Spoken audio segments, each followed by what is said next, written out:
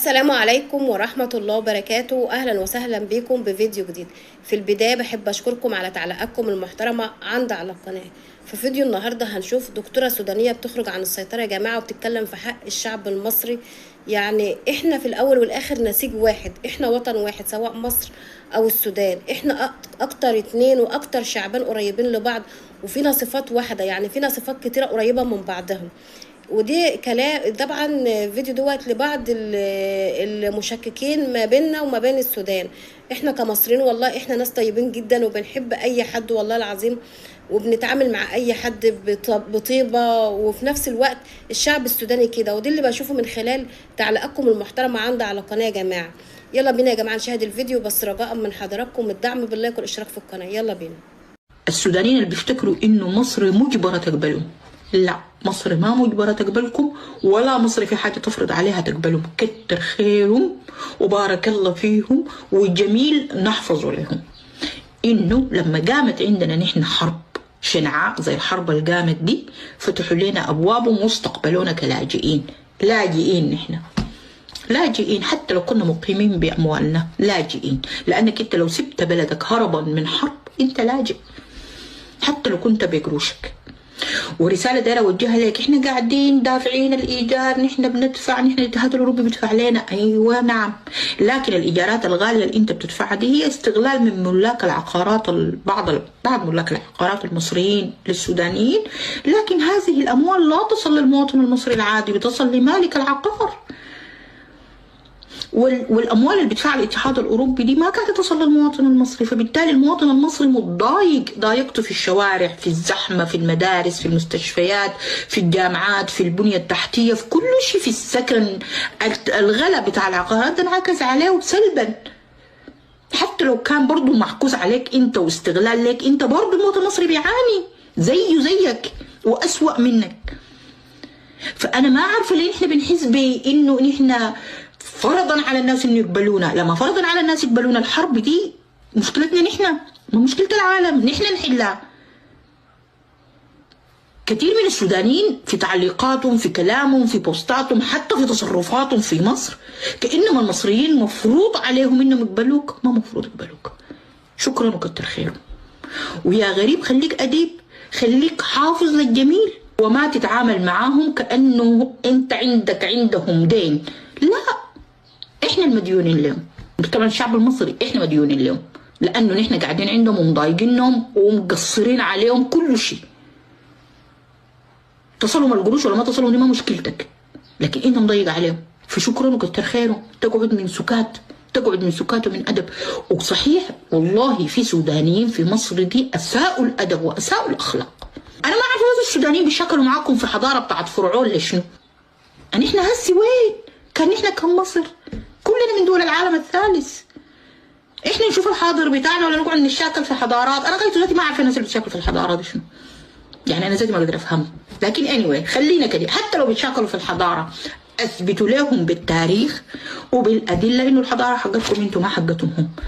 وعاينوا للحاضر والمستقبل وانسوا الماضي ولا وراح. والله حضاره لها الاف السنين، لا انت لا جدك لا جدك خطوا فيها طوبه. دي الناس سادوا ثم بادوا. كده شوف حاضرك وشوف مستقبلك. شكرا جزيلا. انا يا جماعه بوجه هنا خطاب للمسؤولين. بالمناسبه الشتائم اللي بتطلع من بعض الناس دي، انا متاكده انه في ايادي خفيه عليها صالح كبير على انه لازم تخرب ما بين مصر والسودان وما بين الشعبين.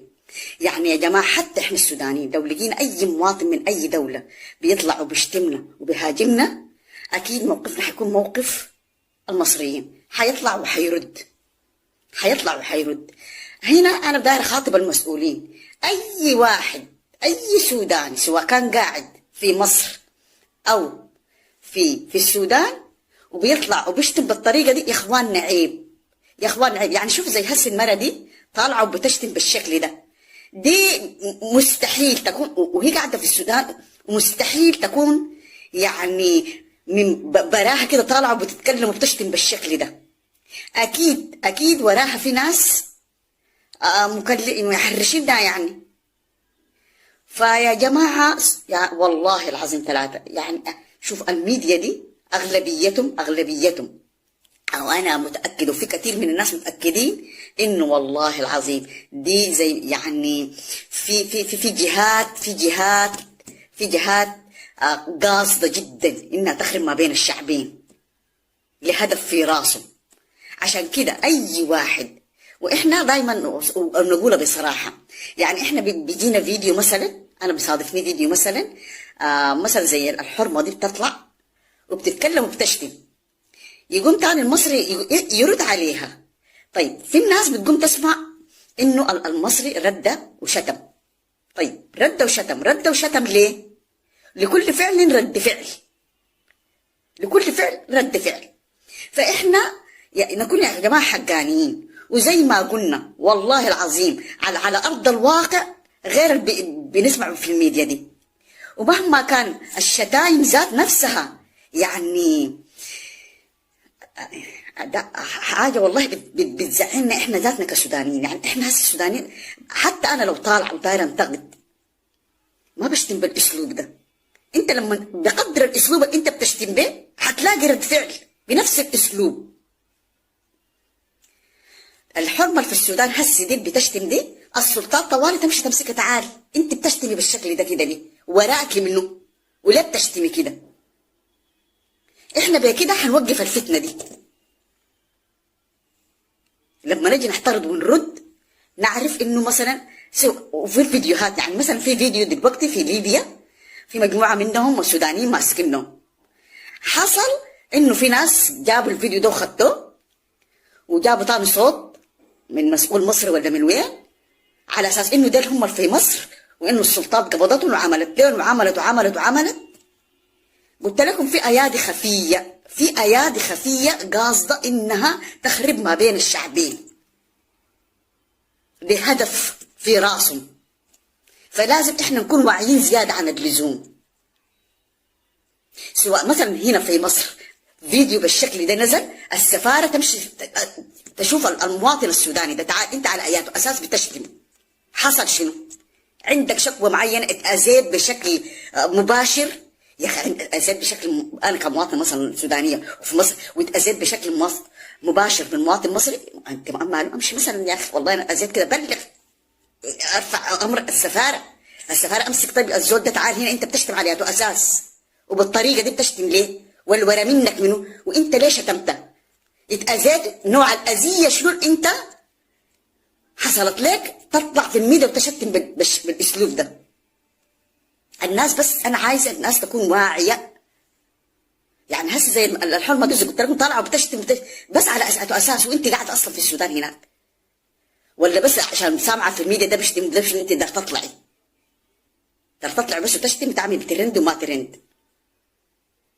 السفاره في السودان طوال واحد طلع شتم بالشكل ده، تعال مالك؟ حصل لك شنو؟ اتأذيت من شنو؟ وبنفس الوقت تحقق وتشوف الورا منه. وفي السودان السلطات هناك برضه تشوف. يعني هسه زي الفيديو المتداول ده يا اخي والله قلبنا بيوجعنا. هي طلعت شتمت كده، اي نعم حيطلع المصريين كلهم حيطلعوا حيشتموها شتيمه بنفس اسلوبها. فاحنا ما يعني كنا عايزين شتيمه المصري ونتقاضى عن المراه دي او عن الزول اللي بيطلع بيشتم بالاسلوب ده. بقدر ما انت حتطلع وتشتم حتلاقي بنفس الرد، نفس الشتيمه، ولكل فعل رد فعل. وتاني نرجع يا غريب خليك اديب. يا اخواننا احنا في محنه، فلازم نحترم اي واحد سودان في اي دوله قاعد. يا اخي احترم الدوله، احترم شعبها، احترم قوانينها. واي واحد بيعمل غلط حيلقى عقابه وجزاؤه. قاعد محترم مؤدب، اوراقك كلها سليمه، ما في زول حيتعرض ليك. اللهم اني بلغت، اللهم فاشهد. ربنا يحفظكم يا رب، وان شاء الله الازمه دي تعدي على خير وترجعوا لوطنكم سالمين غانمين باذن الله، وربنا يديم المحبه والاخوه ما بيننا. وبكده يكون وصلنا لنهايه الفيديو، ويا رب لو الفيديو عجبكم تدعموا القناه بلايك وباشتراك. والسلام عليكم ورحمه الله وبركاته.